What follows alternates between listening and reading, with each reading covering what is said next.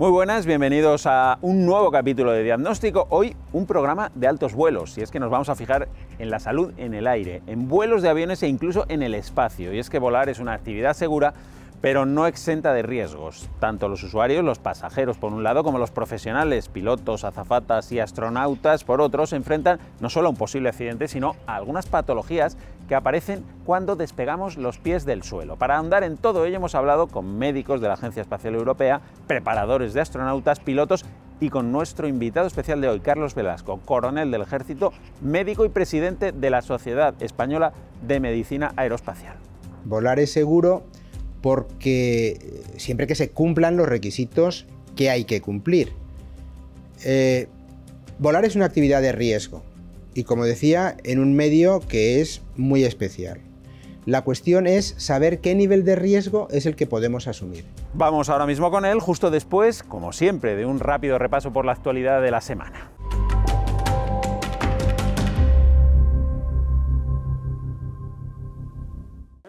La OMS anunció este miércoles su plan estratégico contra la pandemia de COVID-19 para 2022, en el que se prevén 3 escenarios.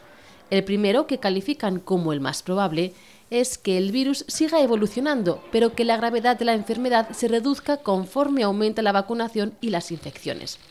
El segundo, el más optimista, contempla que haya menos variantes en circulación y que no se necesite proceder a preparar nuevas vacunas o a inocular dosis de refuerzo.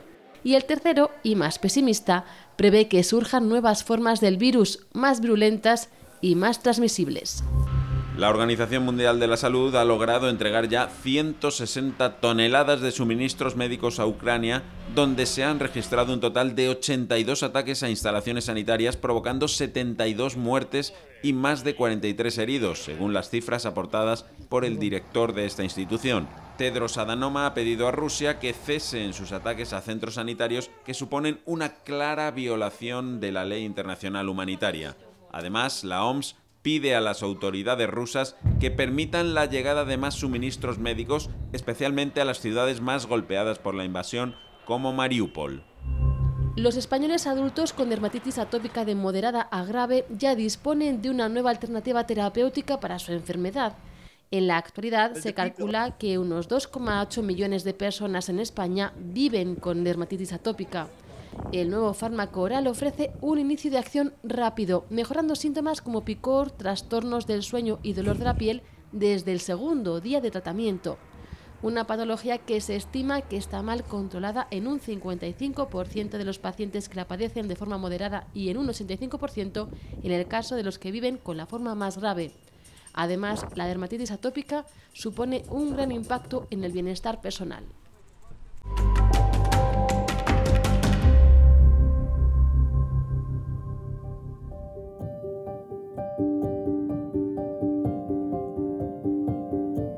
Volar es una actividad de riesgo. Subir a un avión, pilotar un caza o tripular una misión al espacio conlleva, cada uno en un grado diferente, situaciones de riesgo para la salud. De hecho, existe un campo de la medicina que se dedica a prevenir, investigar y promover la salud en el aire, tanto de pasajeros como de pilotos y tripulantes. Hablamos de todo esto con un verdadero experto en la materia como Carlos Velasco, coronel del Ejército, médico, presidente de la Sociedad Española de Medicina Aeroespacial y director durante muchos años del Centro de Instrucción de Medicina Aeroespacial, en cuyas instalaciones nos recibe. Bueno, coronel, ¿a qué se dedica la medicina aeroespacial? ¿Cuáles son los asuntos principales que trata? Pues la medicina aeroespacial es una rama de la medicina que lo que pretende es analizar las condiciones que tiene el candidato o el piloto o el controlador de tráfico aéreo, es decir, aquella persona que quiere dedicarse a alguna actividad aeronáutica o más adelante espacial, los astronautas también, qué condiciones tienen para poder desarrollar esa actividad en un medio que es en principio hostil, como es el medio aeroespacial. Ahora enseguida vamos a hablar desde el punto de vista de los profesionales de la aviación. Vamos a fijarnos primero en los usuarios, ¿no?, de la aviación. En los pasajeros. En los pasajeros. ¿Volar es seguro? ¿Ese mensaje lo podemos transmitir? Volar es seguro. Volar es seguro porque siempre que se cumplan los requisitos que hay que cumplir. Volar es una actividad de riesgo y, como decía, en un medio que es muy especial. La cuestión es saber qué nivel de riesgo es el que podemos asumir. Entonces, si se cumplen los requisitos de mantenimiento, de construcción, de diseño, de ergonomía y del estado de salud que tienen esos profesionales, volar es una de las actividades más seguras. El número de accidentes aéreos con respecto, por ejemplo, al de accidentes de tráfico es evidentemente infinitamente menor, y la cantidad de gente que a lo largo de un año muere en accidentes de tráfico comparadas con las personas que mueren en un accidente de aviación es, vamos, no tiene color, ¿no? De todas formas, se producen situaciones en los vuelos que pueden incluso llegar a ser patológicas, ¿no? Me refiero, por ejemplo, al síndrome de clase turística que se puso de moda hace unos años, ¿no? Sí. ¿Esto qué es y cómo se puede prevenir? El síndrome de la clase turista se achaca a un problema de coagulación con la formación de trombos, generalmente en los miembros inferiores, que se movilizan y pueden llegar a provocar una embolia pulmonar, que es lo realmente grave porque es lo que puede llegar a matar. Y se le llamaba de clase turista porque todos hemos volado en clase turista y vemos lo apretaditos que estamos, que no podemos mover las piernas. Entonces, un vuelo de larga duración en el que hay un éxtasis de la sangre en los miembros inferiores, es decir, la sangre no circula con la velocidad suficiente, puede favorecer la formación de trombos. Pero generalmente va a aparecer en personas que tienen ya de antemano unas condiciones médicas que a lo mejor no son conocidas por esa persona, de algún tipo de trastorno de coagulación, de las proteínas que participan en la coagulación. ¿Qué se puede hacer para prevenir esto? Pues movilizar las piernas de tal manera que incluso estando sentado en el avión, pues podamos hacer pequeños ejercicios de movimiento de las pantorrillas, contraer los músculos de los muslos o dar algún pequeño paseo durante el vuelo para que la sangre se movilice, ¿no? El estar bien hidratado, es decir, el beber pues una cierta cantidad de líquido, se recomienda aproximadamente un vaso de agua cada hora de vuelo en los vuelos de larga duración, y por supuesto tener claro que no tengo una patología previa de coagulación, ¿no? Si hay una persona que está tomando anticoagulantes, se puede plantear que a lo mejor se tenga que incrementar. Si va a hacer un vuelo de larga duración, eso debería hablarlo con su médico para valorar si hay que aumentar un poquito la medicación, por ejemplo.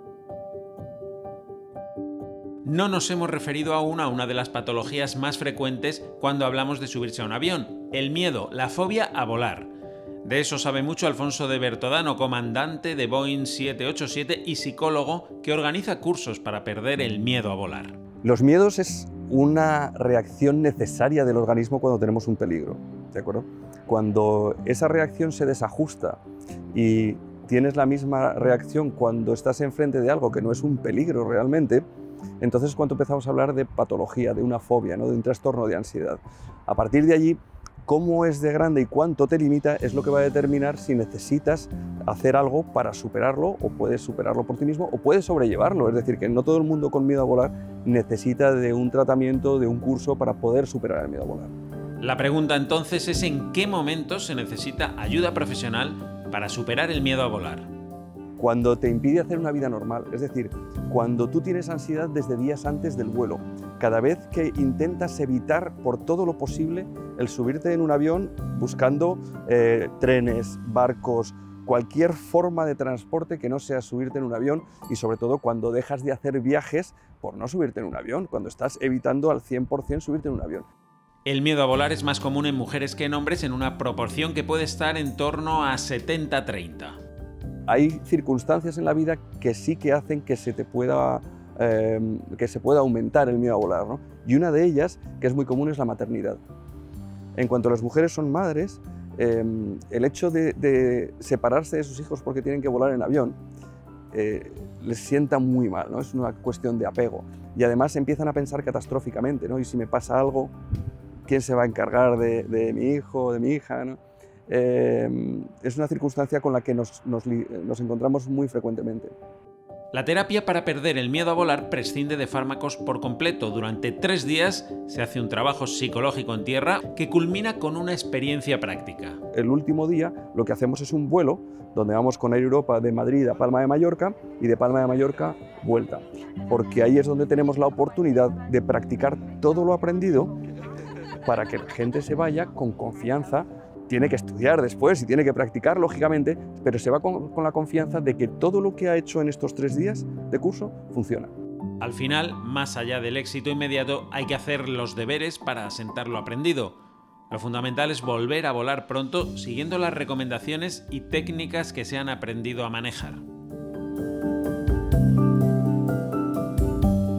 Hay otro problema de mucha menor entidad, que son los mareos. Hay gente que tiene mucha tendencia a marearse y otras que no lo tienen. ¿Esto se sabe por qué es?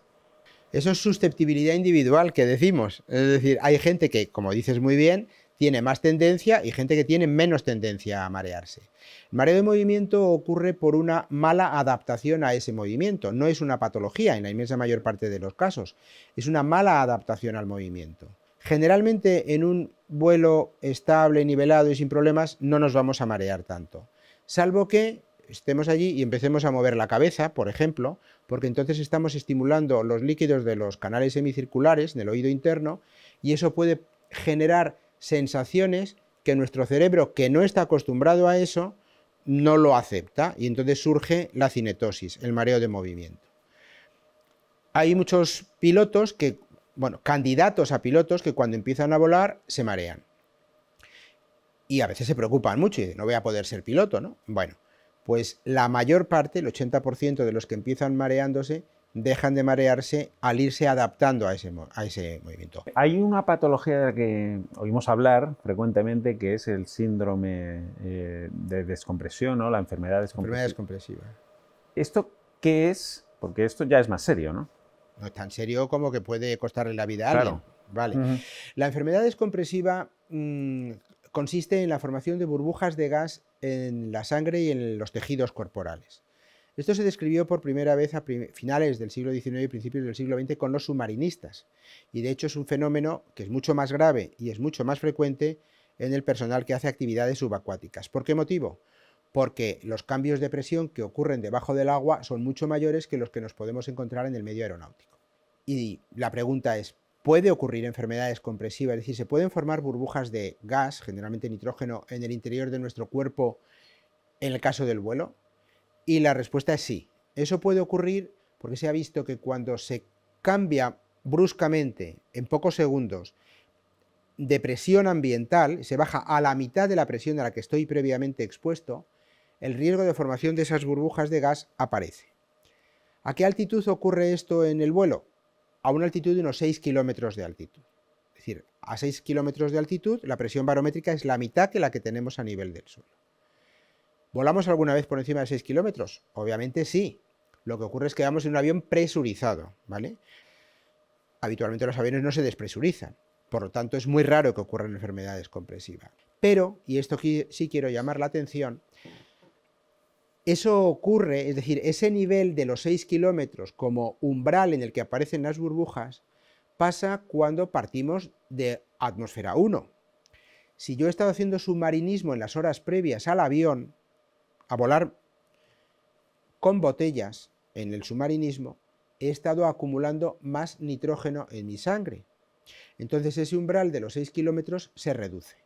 De tal manera que es cierto, y casi todos los años hay casos en la literatura médica de no tripulantes, porque suelen tener esto muy en cuenta, pero sí de pasajeros que no lo han tenido en cuenta, han estado haciendo actividades subacuáticas, han estado haciendo submarinismo en sus vacaciones hasta el último minuto, antes de ir a embarcar. Hay que dejar pasar un mínimo de 12 horas si hemos alcanzado una profundidad de 10 metros, que son 2 atmósferas, o de 24 horas si hemos superado esa profundidad. Si en un vuelo comercial el aspecto sanitario tanto de la tripulación como del pasaje es importante, en una misión espacial es algo vital. La salud de los astronautas es decisiva para que un proyecto culmine con éxito. Hay un equipo, en el caso de la Agencia Espacial Europea, se llama Space Medicine Office, es un equipo multidisciplinar, hay médicos, ingenieros biomédicos, preparadores físicos, psicólogos, fisioterapeutas, nutricionistas, científicos que detrás de ese equipo, que es la gente, las personas que hacen más la práctica, hay un equipo teórico que intenta que estemos a la última en toda la evidencia científica, ¿no? Y que apliquemos la última evidencia científica a la realidad del espacio, y pues es un equipo que cuida y mima mucho la salud de cada astronauta. La preparación física cobra en el espacio una dimensión muy relevante por las implicaciones que conlleva. Se sabe que un fitness físico equilibrado disminuye la posibilidad de desarrollar lesiones o patologías en el espacio que pudiesen comprometer, como te decía anteriormente, el éxito de cada misión. Por tanto, el astronauta que esté más equilibrado a nivel físico, no solamente pues a nivel cardiovascular quizás, pero a través de las diferentes expresiones de la fuerza, con una buena agilidad, con una buena coordinación o control motor, con una buena flexibilidad, movilidad, pues una persona que esté equilibrada en esos componentes pues tendrá menos posibilidad de desarrollar patologías y lesiones, y por tanto pues estar saludable en el espacio. Y es que las particularidades de ese medio hacen que el deterioro físico sea mayor que, por ejemplo, pilotando un avión. Al final, el entorno de microgravedad y radiación que hay en el espacio afecta muchísimo a los diferentes sistemas fisiológicos, ¿no? Por ejemplo, el sistema cardiovascular pues disminuye obviamente los diferentes marcadores de rendimiento cardiovascular. A nivel musculoesquelético pues se sabe que hay una pérdida de masa muscular, pérdida de capacidad de producción de la fuerza en sus diferentes expresiones, pérdida de masa ósea, que pues, por ejemplo, como te decía anteriormente, pudiese desembocar en una fractura ósea, ¿no? Por ejemplo, una fractura ósea en el espacio es algo complicado. También hay problemas de producción de piedras en el riñón, hay problemas de mareos, vómitos, náuseas, desorientación. La prevención de enfermedades en el espacio es esencial y se trabaja mucho en eso. De hecho, en ninguna misión se ha dado nunca un caso grave y urgente como un infarto o una apendicitis. No se ha dado el caso porque, fíjese, nosotros aproximamos el riesgo de una misión espacial desde el punto de vista médico con una prevención muy elevada. Es decir, cribamos mucho a los astronautas antes y hacemos muchos test antes. Así que lo que pasa es que enviamos gente extremadamente sana. Pero sin embargo, suceden cosas y todavía no nos ha sucedido nunca una situación grave, pero estamos preparados para ello. ¿Cómo se preparan ante esas posibles emergencias a decenas de miles de kilómetros de distancia, donde las únicas manos disponibles son las de los propios astronautas? El entrenamiento previo es fundamental. Hacemos lo que llamamos un entrenamiento de campo, nos los llevamos a un hospital y les enseñamos lo que es la realidad de la medicina. Y eso es importante porque no todo el mundo es capaz de hacer ciertas cosas. Los astronautas son seres humanos como cualquiera de nosotros y tienen sus limitaciones también. Entonces es bueno saber, por ejemplo, si uno pues no tolera muy bien ver la sangre, por ejemplo. Es algo que puede pasar y es algo que desde nacimiento tú no es así. Entonces uno no puede hacer nada contra ello, pero es importante saberlo, es importante haber reconocido tus límites. Además, la telemedicina, también con un entrenamiento previo, juega un papel decisivo. Tenemos a los astronautas que los hemos entrenado, son capaces de hacer procedimientos médicos, procedimientos diagnósticos, y usamos herramientas de telemedicina. Tenemos un ecógrafo con el que podemos ver las imágenes desde abajo, hay incluso un ecógrafo con un sistema para guiar desde la Tierra cómo mover el ecógrafo para sacar imágenes de los órganos de los astronautas. Tenemos conferencias con ellos, videoconferencias en las que les explicamos cómo hacer ciertas cosas o les ayudamos a hacer ciertas cosas. Sin embargo, estamos ante retos que supondrán un desafío mucho mayor desde todos los puntos de vista, también desde el sanitario. Esperamos antes del final de la década tener astronautas europeos, hombres o mujeres, encima de la superficie de la Luna. Entonces esas misiones son reales y esas misiones tardas días en llegar y días en volver. Entonces sí, los paradigmas médicos hay que cambiarlos, hay que permitir que los astronautas sean más capaces, ya los estamos entrenando, para que sean más capaces de hacer más cosas independientemente, y ya estamos preparando equipos que son mucho más autónomos. Tenemos manejada la situación para misiones de media y larga duración, pero las misiones que puedan ocurrir más allá de lo que es la Luna o la atmósfera baja, la órbita baja de la Tierra, perdón, donde está localizada la Estación Espacial Internacional, son un salto al vacío, es decir, al final misiones de 2-3 años como las que ocurrirían cuando el ser humano ponga un pie en Marte, pues son un salto al vacío a nivel científico. No sabemos cómo responde el cuerpo en 2 o 3 años de desacondicionamiento. En todo caso, el riesgo a que algo salga mal es consustancial a cualquier gran aventura que el hombre ha emprendido a lo largo de la historia. Los astronautas tienen algo de héroes y se enfrentan a esos peligros para su salud de forma consciente y voluntaria.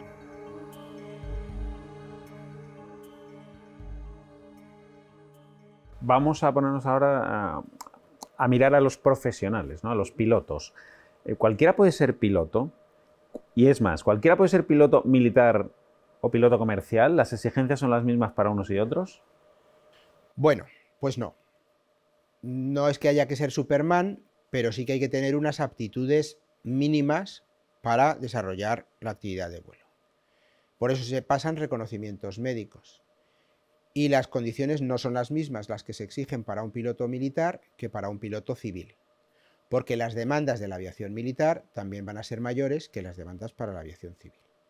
Pero pongo un ejemplo muy claro, que es una de las causas que más frecuentemente nos echan para atrás a candidatos, y es la visión de colores. En aviación se utilizan muchos códigos cromáticos. Si una persona no tiene una capacidad de visión cromática adecuada, obviamente no va a poder detectar esos códigos cromáticos. Y la información con la que juega el piloto para tomar sus decisiones es la que está recibiendo en una gran medida por su vista. Es decir, hay que tener unos determinados estándares de salud para poder desarrollar la actividad de vuelo. Quizá para ser astronauta no necesariamente, ¿no? El tema de la agudeza visual, no para todos los puestos de una nave espacial es necesario, ¿no? Efectivamente.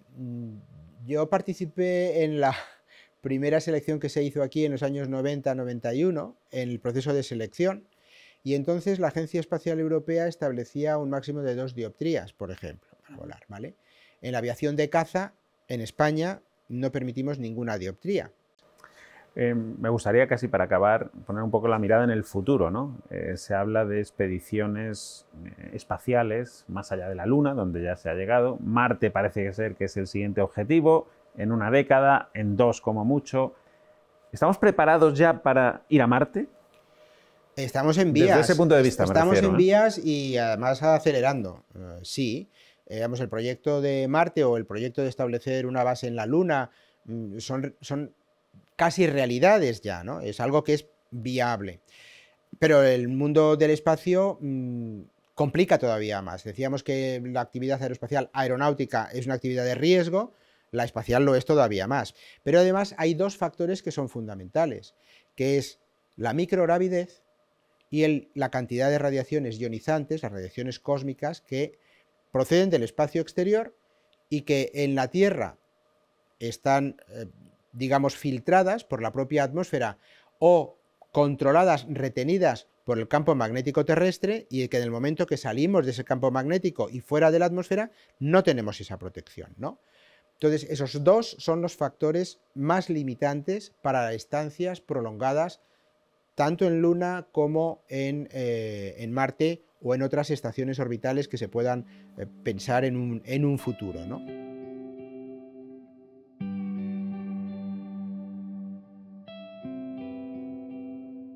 Volar es seguro, pero no está exento de riesgos, por supuesto, mucho mayores para esos astronautas que viajarán un día a Marte que para un señor que se monta en un avión comercial. En todo caso, siempre se trata de que esos riesgos sean los menores para garantizar en la medida de lo posible la salud de todo aquel que emprende un vuelo.